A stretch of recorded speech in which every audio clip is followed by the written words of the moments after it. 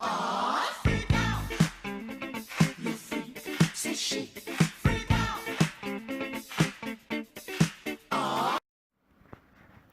Andre, this is Emmeline for Sprint8. Let's start with the Light Manager, which I implemented this week.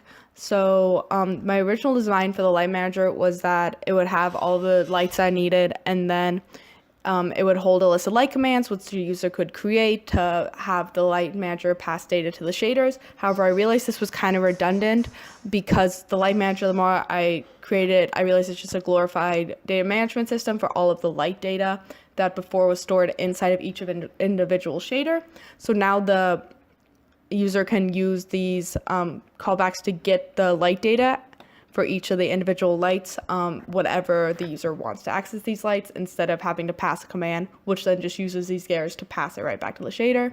So if we look at that implemented in the shader, it just looks like this. So before there used to be, each shader used to hold its own data for each light, but now this light manager, which is a scene level manager, holds all that light data for the user, and the user can access it whenever they want.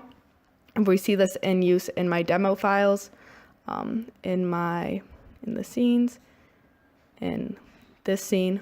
I have the lighting change on a button press, so you can clear all lights, which sets them just to blackness, and then you can update the lights that you want to update.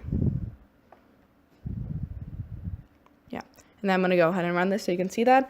Something else I implemented this week was I now have sprites on screen, as well as some updates to gameplay elements in my first and second scenes, which you will see in a second. So here's the first scene. I can drive around, and there I have the targets up on their podiums where they belong. Let me show you. I can go ahead and shoot at them. I'm gonna hit that one. No, I'm not a very good shot apparently. So that's that. Once you kill the targets, we'll go into the second level. But I also have light switching in this level, so that's kind of fun. Woo. So let me play through this real quick, and I can show you the second level.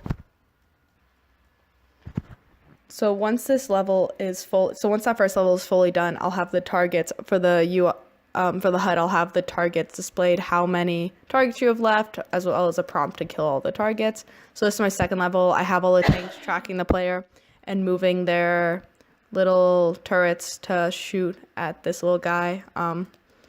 Once you kill all the turrets or you get killed, this level just starts over because I don't have the third level created yet. See, I just died and the level started over. I fixed that little train problem I was talking about in class. Yeah, and you saw the shaders in the screen in the upper left in the last scene. I was just displaying the position. Yeah, and I think that is all for me.